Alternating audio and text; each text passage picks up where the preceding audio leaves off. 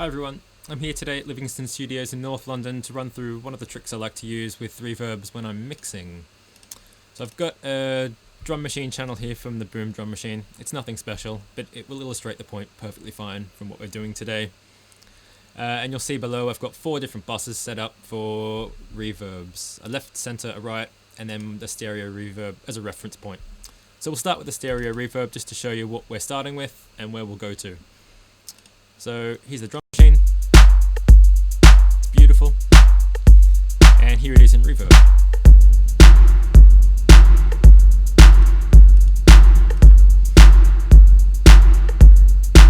Lovely.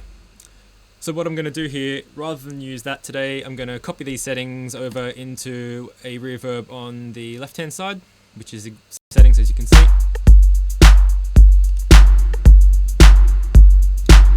And I'm also going to send this out to a reverb on the right hand side, which is has slightly different settings. I've shortened the decay and I've shortened lengthened the pre-delay. Those two working together, obviously being different sounds, they're creating more width already. And just stopping there will be fine. We've got a really strong center image and this really wide reverb which isn't going to get in the way of that sound, but we're going to take it further than that. I like it when we start to when we feed one side back into the other, we start to glue that center image together a little bit more, which it would be fine as it is, but I'll show you what I like to do. So I'm going to send that left side into the right side, and then the right side into the left side. And now all those reverbs on both sides are talking to each other. Now compare that to where we started.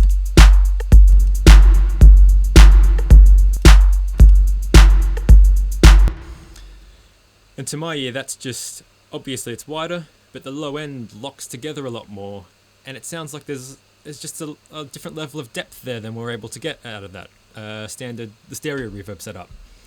And then depending on where we are with the sound, whether it's vocal, a guitar, synth, whatever we're doing, I make the decision as to whether I'll use the center reverb or not, which is a much shorter sound to work in contrast to those longer reverbs.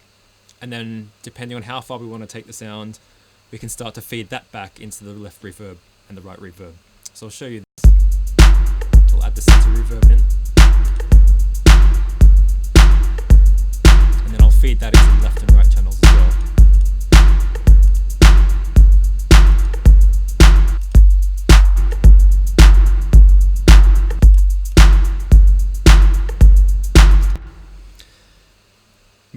Possibly that's too far, but you get the idea.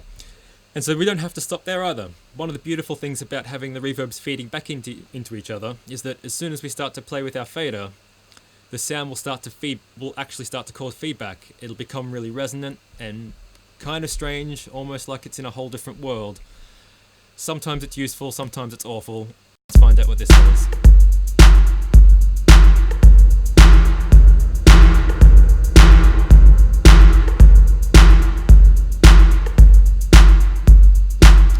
A bit much bottom end in the sound to make that useful today, but you can hear how as it gets to the feedback point, the resonance starts to turn over and it almost sounds a little bit metallic, kind of almost industrial in a weird way.